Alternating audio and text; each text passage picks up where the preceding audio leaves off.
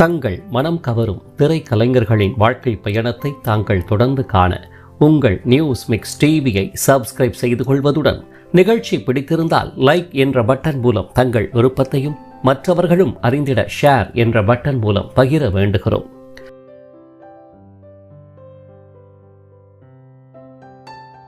News mix TV தங்கள் அனைவரையும் அன்புடன் வரவேற்கிறது.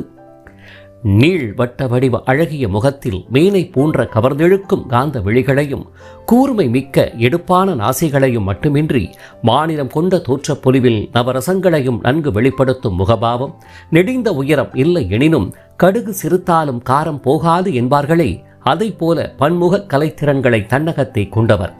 மலையாளம் தாய்மொழியாக இருப்பினும் அட்சரம் பிசகாமல் தெள்ள தெளிவான உச்சரிப்புகளுடன் வசன மொழிகளை தனது கம்பீர குரலால் பேசிடும் அற்புத பாங்கினை மட்டுமில்லாமல் வீணை இசை கலைஞராக, பாரம்பரிய கலைகளின் நாட்டிய தாரகையாக, தமிழ், தெலுங்கு, கன்னடம், மலையாளம் மற்றும் ஹிந்தி என பன்மொழி திரைப்படங்களில் நடித்ததுடன் அம்மொழிகளில் புலமை பெற்ற மங்கையாக என சொல்லிக்கொண்டே போகும் அளவுக்கு எண்ணற்ற பண் திறன்களை தன்னுள் உடையவர்தான் வாழ்க்கையுடன் போராட முடியாமல் தற்கொலை எனும் எதற்கும் தீர்வளிக்காத ஆயுதத்தை கையில் எடுத்து விலை மதிப்பில்லாத உயிரை இளம் வயதில் மாய்த்து கொண்ட கலை உலக காணல் நீர் நாயகி குமாரி பத்மினி ஆவார். பெரும் கலை உலக சிறப்புகளையும் இறுதியில் துயர்களுடன் முடிந்த வாழ்வையும் கொண்டவரான குமாரி பத்மினி அவர்கள் எங்கு பிறந்தார், அவரது குடும்ப பின்னணி யாது, எவ்வாறு வளர்ந்தார், கலை பின்புலமற்ற குடும்பத்தில் பிறந்தவர் எப்படி திரைத்துறையில் கால் பதித்தார், முத்திரை பதித்த திரைப்படங்கள் மற்றும் ஹிட் பாடல்கள் யாவை, நாயகி, குணச்சித்திரம், துணை கதாபாத்திரங்களை ஏற்று தனக்கென்று ஓரிடத்தை பிடித்து ஜொலித்து வந்தவர் எதனால் சினிமாவை விட்டு விலகினார், இல்லற வாழ்க்கையில் பயணிக்க ஆசைப்பட்டவரின் வாழ்வில் காதல் படுத்திய வேதனைமிக்க சூழல் என்ன, திருமண பந்தமின்றி காதல் மனவாழ்வில் துயர்களுடன் நீந்தியவர் ஏன் தற்கொலை முடிவை கையாண்டு மரணித்து போனார் உள்ளிட்ட அவர்தம் நினைவலைகள் போற்றும் பிறப்பு முதல் இறப்பு வரையிலான சிறப்பு வாழ்க்கை பயணத்தை தற்போது காண்போம். 1943 ஆண்டு ஜூன் மாதம் 14ஆம் தேதியன்று தமிழகத்தின் அண்டை மாநிலமாம் கேரளாவின் திருவிதாங்கூர் பகுதியை பூர்வீகமாக கொண்ட குடும்பத்தில் பிறந்தவர்தான் நமது வாழ்க்கை பயண நினைவலைகள் நாயகி பத்மினி எனும் இயற்பெயருடைய குமாரி பத்மினி ஆவார். இவருடன் 4 சகோதர சகோதரிகள் உடன் பிறந்தவர்கள் ஆவர். எவ்வாறு பெற்றோரின் செல்ல மகளாக உடன் பிறந்தவர்களின் பாச சகோதரியாக பிறந்த பத்மினி அவர்களுக்கு ஏனோ தெரியவில்லை, சிறுவயது முதலே நாட்டியத்திலும் சங்கீதத்திலும் பெரும் ஈடுபாடு உண்டாகத்தான் செய்தது எனலாம். இதன் பேரில் ஆடல் பாடல் என வளர ஆரம்பித்தவர் பெற்றோரின் விருப்பப்படியே தனது கல்வியை தனது சொந்த ஊரிலேயே இயங்கி வந்த திண்ணை பள்ளிக்கூடத்தில் சிறப்புடன் ஆரம்பித்தார். இது மட்டுமின்றி பாரம்பரிய நாட்டிய கலைகளை திருவிதாங்கூர் பகுதியில் நாட்டிய பள்ளி நடத்தி வந்த நடன குருமார்களிடம் சிஷ்யாக இணைந்து மிளிரவும் ஆரம்பித்தார். இதன் அடிப்படையில் கதகளி, மோகினியாட்டம் என கற்று தேர்ந்து வந்தவருக்கு பாடல் திறனும் மட்டுமின்றி வீணையை இசைக்க கற்றுக்கொள்வதில் பேரார்வமும் உண்டாகத்தான் ஆரம்பித்தது. இவ்வாறு 8 வயதை சிறுமி பத்மினி அவர்கள் எட்டிய வேளையில்தான் தந்தையின் பணி மற்றும் குடும்ப சூழல் காரணமாக தமிழகத்தின் தலைநகரும் கலைகளின் புகலிடமான சென்னையை நோக்கி குடும்பம் பயணப்படத்தான் செய்தது. இதன் பேரில் சென்னை மயிலாப்பூர் பகுதியில் குடியேறியது சிறுமி பத்மினியின் குடும்பம். இதையடுத்து தனது கல்வியையும் கலை பயணத்தையும் வெற்றிகரமாக தொடர்ந்த பத்மினி அவர்களின் நாட்டிய அரங்கேற்றமானது RR சபாவில் இனிதே பலரின் பாராட்டுகள் மிகுந்த பார்வைகளுடன் இனிதே அரங்கேறியது. இது ஒருபுறம் இருக்க, தன்னுடைய நீண்ட நாள் கனவான வீணை வாசிப்பு பயிற்சியினையும் சிறப்புடன் கற்று வந்த பத்மினி அவர்கள் பள்ளி ஆண்டு விழாவில் இடம்பெற்ற நாட்டிய போட்டிகளில் முதன்மை மாணவியாக தன்னை இணைத்துக் கொண்டு தனது நாட்டிய திறத்தால் அங்கீகரிக்கப்பட்டதுடன் எண்ணற்ற பரிசுகளையும் வென்றே வந்தார். எவ்வாறு கலைகளின் இளவரசியாக மிளர்ந்து வந்த பத்மினியின் வசீகர தோற்ற பொலிவு மற்றும் நாட்டிய திறனை கண்டு வியந்த மலையாள திரை உலகின் பிரபல தயாரிப்பாளரும் இயக்குனருமான கே. தங்கப்பன் அவர்கள் தன்னுடைய திரைப்படம் ஒன்றில் தோன்ற வாய்ப்பளித்தார். முதலில் மறுப்பு, பின்னர் ஒத்துழைப்பு நல்கிய பெற்றோரின் அனுமதியுடன் 1964 கிரி மூவிஸ் தயாரிப்பில் கே. தங்கப்பன் இயக்கத்தில் மது, அடூர் பாஷி, தேவிகா நடிப்பில் வெளியான காட்டுப்பூக்கள் என்ற திரைப்படத்தின் வாயிலாக கமலம் என்ற கதாபாத்திரத்தை ஏற்று தனது தாய்மொழி திரைப்படத்திலேயே முதலில் அறிமுகமானார் பத்மினி அவர்கள். ஜி தேவராஜன், ONV குருப் பாடலிசை கூட்டணியில் வெளியான பாடல்கள் அனைத்தும் இத்திரைப்படத்திற்கு பலம் சேர்க்க பின்னர் என்ன கதை அமைப்பு போன்றவற்றால் திரைப்படமும் வெற்றி பெற்று ரசிகர்களுக்கு நன்கு அறிமுகமானார் பத்மினி அவர்கள். இவ்வேளையில்தான் சென்னை ஸ்டுடியோவில் படப்பிடிப்பு நடைபெற்று வந்த நிலையில் பத்மினியின் வசீகர தோற்றப்பொலிவை கண்ட தமிழ் திரை உலகமும் அவரை தன் பக்கம் வரவேற்கத்தான் செய்தது. அதன் பேரில் அதே ஆண்டு மாடர்ன் தியேட்டர்ஸ் தயாரிப்பில் RS மணி இயக்கத்தில் AVM ராஜன், புஷ்பலதா, செம்மின் ஷீலா நடிப்பில் வெளியான சித்ராங்கி என்ற திரைப்படத்தின் வாயிலாக முதலில் தமிழ் திரை உலகில் கால் பதித்தார் பத்மினி அவர்கள்.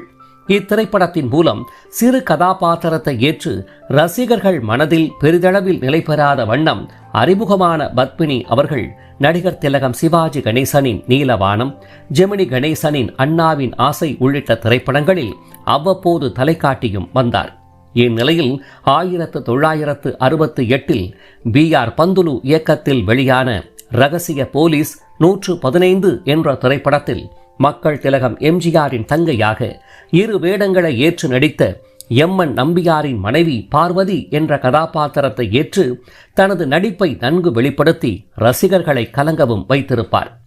மாபெரும் வெற்றி கண்ட இத்திரைப்படத்தின் வாயிலாக ரசிகர்களின் மனதில் பதிந்து போன பத்மினி அவர்களை தேடி துணை கதாபாத்திர வாய்ப்புகள் நாடி வந்த நிலையில் அருட்செல்வர் AP நாகராஜன் தயாரிப்பு இயக்கத்தில் குழந்தை நட்சத்திர நாயகர் மாஸ்டர் பிரபாகர் கதையின் நாயகராக தோன்றி நடித்த வா ராஜா வா என்ற திரைப்படத்தின் வாயிலாக பத்மினி என்ற பெயரில் நடித்து வந்தவர் ஏற்கனவே நாட்டிய பேரொளி பத்மினி அவர்கள் புகழ் வானின் உச்சத்தை தொட்டு நட்சத்திரமாக ஜொலித்து வந்த நிலையில் பெயர் குழப்பம் வந்துவிடக்கூடாது என்ற அடிப்படையில் இயக்குனர் AP நாகராஜனால் குமாரி பத்மினி என பெயர் சூட்டப்பட்டு அறிமுகப்படுத்தப்பட்டார். இத்திரைப்படத்தில் தோழிகளுடன் மாமல்லபுரம் சுற்றி பார்த்தல், பின்னர் பணப்பை காணாமல் போகுதல், போலீஸ் கம்ப்ளைண்ட், இதையடுத்து பணப்பை கிடைத்தல், பாடல் காட்சிகள் என குறைவான காட்சிகளில் தோழியர்களுடன் தோன்றி மனதை கவர்ந்திருப்பார் குமாரி பத்மினி அவர்கள். எவ்வாறு குறைவான காட்சியாயினும் சிறுவன் மாஸ்டர் பிரபாகர் மீது பரிவு காட்டும் காட்சியில் உள்ளம் தொட்டவர். இதன் பின்பு AP நாகராஜனின் பேரன்பிற்கு பாத்திரமாகி அவருடைய தொடர் திரைப்படங்களின் நாயகியாகவே மாறிப்போனார் என்றுதான் கூற வேண்டும். மக்கள் கலைஞர் ஜெய்சங்கரின் நடிப்பில் வெளியான 4 கில்லாடிகள் என்ற திரைப்படத்தில் CL ஆனந்தனின் இணையாக தோன்றிய குமாரி பத்மினியானவர் ஜனரஞ்சகமிக்க இசை அமைப்பாளர் வேதா இசையில் P. சுசீலா, LR ஈஸ்வரி வசீகர பின்னணியில் ஒலித்த எது எதிலே அடங்குமோ என்ற பாடலுக்கு கதையின் நாயகி பாரதியுடன் இணைந்து அற்புத நாட்டியம் புரிந்திருப்பார். இதனைத் தொடர்ந்து படிப்படியாக திரை உலகில் வளர்ந்து வந்தவர் AVM ராஜன் நடிப்பில் வெளியான தரிசனம் என்ற திரைப்படத்தில் பில்டிங் கான்ட்ராக்டர் கதாபாத்திரமாக நடித்த சோ ராமசாமியின் தங்கையாக காஞ்சனாவாக தோன்றியதுடன் சுருளியின் இணையாக காசி யாத்திரை உள்ளிட்ட திரைப்படங்களிலும் மற்றொரு முகமாக நகைச்சுவை விருந்தும் படைத்திருப்பார். இவ்வாறு மாறி மாறி பன்முக நடிப்பு, நாட்டியம் என குணச்சித்திர கலைஞராகவே நடித்து வந்த குமாரி பத்மினி அவர்களை ஏற்கனவே கூறியது போல கதையின் நாயகியாக தமிழ் திரை உலகின் புகழின் உச்சாணி கொம்பில் அமர வைத்து அழகு பார்த்தார் அருட்செல்வர் AP நாகராஜன் அவர்கள். இதன் அடிப்படையில் 1970 தன்னுடைய ஸ்ரீ விஜயலட்சுமி புரொடக்ஷன்ஸ் தயாரிப்பு மற்றும் இயக்கத்தில் வெளியான திருமலை தென்குமரி என்ற திரைப்படத்தின் ஹீரோயினாக முதலில் தடம் பதித்தார் குமாரி பத்மினி அவர்கள். ஆன்மீக சுற்றுலா பயணத்தை மையமாக கொண்டு ஜனரஞ்சக கதை அமைப்பில் வெளியான இத்திரைப்படத்தில் சேகர் எனும் சிவகுமார் இணை கீதா என்ற கதாபாத்திரத்தை ஏற்று மனம் நிறைந்திருப்பார் குமாரி பத்மினி அவர்கள். 4 தென்னிந்திய மொழி பேசும் குடும்பங்கள் பயணிக்கும் வகையில் திரைக்கதை அமைக்கப்பட்ட இத்திரைப்படத்தில் குன்னக்குடி வைத்தியநாதன், உழந்தூர்பேட்டை சண்முகம் பாடலிசை கூட்டணியில் சீர்காழி கோவிந்தராஜன், LR ஈஸ்வரி, MR விஜயா வசீகர பின்னணியில் ஒலித்த மதுரை அரசாளும் மீனாட்சி மற்றும் நீலக்கடல் வேகத்திலே நிலம் கொண்டு செல்லாமல் உள்ளிட்ட புகழ்பெற்ற பாடல்களில் CID சகுந்தலா உள்ளிட்ட நாட்டிய தாரகைகளுடன் இணைந்து தனது பரதக்கலையை வெளிப்படுத்தி அற்புதமாக நாட்டியமாடியிருப்பார் குமாரி பத்மினி அவர்கள். மாபெரும் வெற்றிகளையும் வசூல் சாதனைகளையும் நன்கு படைத்திட்ட இத்திரைப்படம் தமிழக அரசின் விருதுகளையும் வென்றது. திருமலை தென்குமரி திரைப்படத்தின் மூலம் கதையின் நாயகி என்ற அந்தஸ்தை தொட்ட குமாரி பத்மினி அவர்களை தனது மற்றொரு திரைப்படமான கண்காட்சியிலும் மீண்டும் சிவக்குமார் இணையாக தோன்றச் செய்தார் ஏபி நாகராஜன் அவர்கள். சுற்றுலா பொருட்காட்சி, நாட்டியம் மற்றும் கதையின்படி கடத்தல் போன்ற விறுவிறுப்பான கலவைகள் நிறைந்த கலர்ஃபுல் திரைப்படமான கண்காட்சியில் நாட்டிய தம்பதிகளாக சிவக்குமாரும் குமாரி பத்மினியும், வில்லத்தனமிக்க எதிர் அணியாக கள்ளப்பாட் நடராஜன், சிஐடி சகுந்தலாவும் தோன்றி நாட்டியத்தால் அசரடித்திருப்பர். ஜெய்சங்கருடன் அத்தையா மாமியா, ஹோட்டல் சொர்க்கம் உள்ளிட்ட திரைப்படங்களில் நடித்து வந்த குமாரி பத்மினியானவர் இதை போல நடிகர் திலகம் சிவாஜி கணேசனின் கம்பீர நடிப்பில் வெளியான ராஜராஜ சோழனில் அமைச்சர் SP சகஸ்ரநாமத்தின் தங்கையாக, சிவக்குமாரின் இணையாக வீரமாதேவி என்ற கதாபாத்திரத்தில் தோன்றி மாமன்னனை வாழ்த்தி பாடல் பாடும் காட்சியில் அட்சரம் பிசகாத அழகிய தமிழில் வசனம் பேசி வியக்கவும் வைத்திருப்பார். காரைக்கால் அம்மையார் என்ற திரைப்படத்தில் பரமதத்தனாக நடித்த முத்துராமனின் இணை பாக்கியலட்சுமியாக அமைதி தவழும் முகத்தில் சிறப்பித்தவர். கண்ணா நலமா, அகத்தியர் உள்ளிட்ட திரைப்படங்களிலும் தனது நடிப்பாற்றலை நன்கு வெளிப்படுத்தியிருப்பார். சிவாஜி கணேசனுடன் தர்மம் எங்கே, வசந்த மாளிகை என தோன்றி வந்தவர். அம்மம்மா தம்பி என நம்பி அவன் உன்னை வளர்த்தான் என்ற பாடலின் ராஜபாட் ரங்கத்துறையில் ஸ்ரீகாந்தின் இணையாக மனம் கவர்ந்திருப்பார். அகிலமெல்லாம் விளங்கும் அம்மனருள் என்ற பாடலின் அம்மனருள் திரைப்படத்தில் பரதமாடி மனம் தொட்ட குமாரி பத்மினி அவர்கள் கங்கா கௌரியில் நாரதரின் பெண் வடிவாக தோன்றி சிவக்குமாருடன் இணைந்து அந்தரங்கம் நான் அறிவேன் என்ற பாடலிலும் கலக்கியிருப்பார். இவ்வாறு துணை கதாபாத்திரமாக திரை உலகில் கால் பதித்து நாயகியாக வளர்ந்து காலத்தின் சூழலால் அவ்விடத்தை தக்க வைத்துக் கொள்ள முயன்று தோற்றுப்போய் மீண்டும் துணை கதாபாத்திரம், குணச்சித்திரம் என இறங்குமுகம் கண்ட குமாரி பத்மினி அவர்கள் மக்கள் திலகம் MGR நடிப்பில் வெளியான உழைக்கும் கரங்கள் மற்றும் ஊருக்கு உழைப்பவன் உள்ளிட்ட திரைப்படங்களிலும் தோன்றி நடிப்பால் சிறப்பித்திருப்பார். இவ்வாறு MGR, சிவாஜி கணேசன், ஜெமினி கணேசன், AVM ராஜன், ஜெய்சங்கர், ரவிச்சந்திரன் என முன்னணி நாயகர்கள் அனைவருடனும் இணைந்து நடித்த பத்மினி அவர்கள் சிவக்குமாருடன் இணைந்து அதிக எண்ணிக்கையில் நடித்த கதையின் நாயகி என்ற பெருமையும் பெற்றவராவார். மேற்கண்ட நாயகர்கள் மட்டுமின்றி அடுத்த தலைமுறை நாயகர்களான கமலஹாசனுடன் அந்தரங்கம், ரஜினிகாந்துடன் அவர்கள் உள்ளிட்ட திரைப்படங்களில் நடித்தவர். இறுதியாக குமாரி பத்மினியை யார் கதையின் நாயகியாக நடிக்க வைத்தாரோ அவ்வருட்செல்வர் AP நாகராஜனின் கதை வசனம் மற்றும் இயக்கத்தில் மக்கள் திலகம் MGR நடிப்பில் வெளியான நவரத்தினம் என்ற திரைப்படத்திலும் 9 ரத்தினங்களில் ஒன்றான வைடூரியம் என்ற கதாபாத்திரத்தை ஏற்று மீண்டும் ஹீரோயினாக தோன்றி நடித்தார். இத்திரைப்படமே குமாரி பத்மினி அவர்களின் இறுதி திரைப்படம் என அறியப்படுகிறது. தொடர் அங்கீகாரமின்மையால் மனதளவில் துவண்டு போனவருக்கு நவரத்தினம் என்ற திரைப்படம் ஹீரோயின் அந்தஸ்தை வழங்கி கௌரவித்தது குமாரி பத்மினிக்கு பெரும் ஆறுதலாய் அமைந்ததுடன் அந்த நிலையுடன் திரைத்துறையை விட்டு விலக முடிவு செய்தவர். இல்லற வாழ்வில் தன்னை அர்ப்பணித்துக் கொள்ள ஆசைப்பட்ட வேளையில்தான் அந்த ஆசை நிராசையாகத்தான் போனது.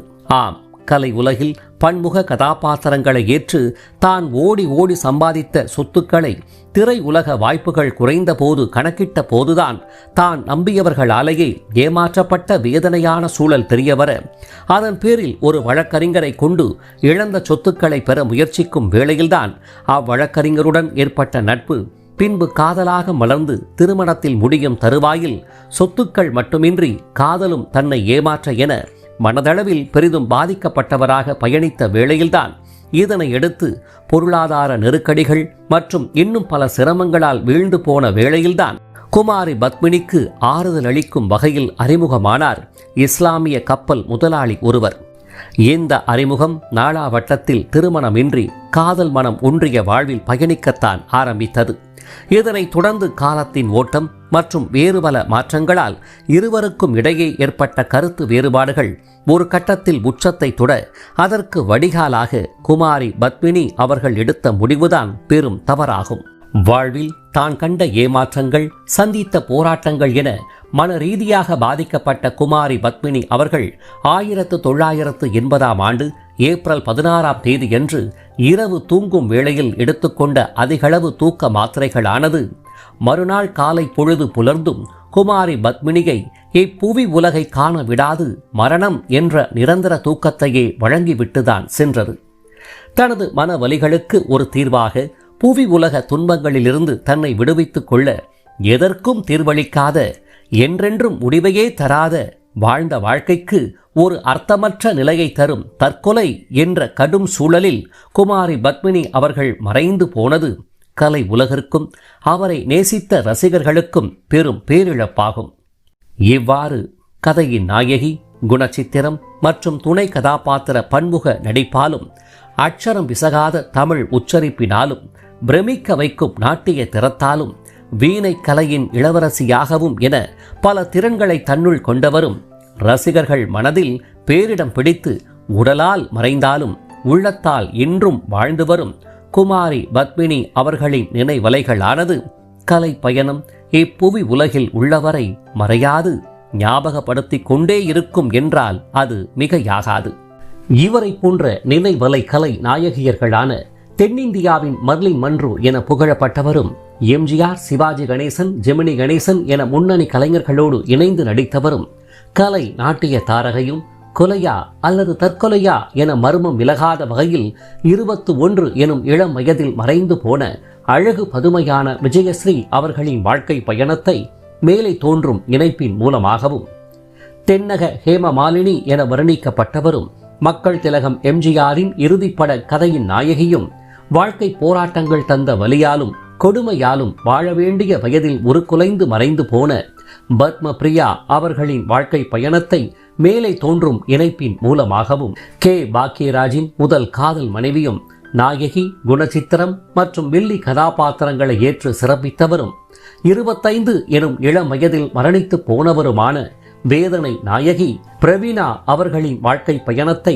மேலே தோன்றும் இணைப்பின் மூலமாக மட்டுமல்லாது, தாங்கள் பார்த்து கொண்டிருக்கும் வீடியோவின் கீழே காணப்படும் டிஸ்கிரிப்ஷன் பகுதியில் பிரத்யேகமாக வழங்கப்பட்டுள்ள இணைப்புகள் வாயிலாக மேற்கண்ட மறக்க முடியாத நினைவலைகள் கலை நாயகியர்களின் அரிய தகவல்கள் மற்றும் குடும்ப புகைப்படங்கள் நிறைந்த சிறப்பு வாழ்க்கை பயணத்தை தாங்கள் அனைவரும் முழுமையாக அறிந்து கொள்ளலாம்.